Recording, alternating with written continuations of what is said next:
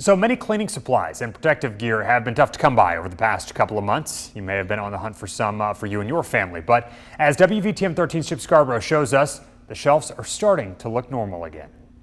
Well, all the items that are necessary during the COVID-19 crisis are lined up right here in the front at Rocky Ridge Hardware. When you walk in, the store tells me the most popular item right now is these gloves right here. And they say that's for a couple of reasons. One, because yes, you need them right now, but also you really need them for any hardware project. The next most popular item is hand sanitizer, and there are a number of sizes, including these little squirt bottles here, but even bigger, and yes, you want to see this right here, this huge gallon of hand sanitizer right here, and the store says these are going better than you think.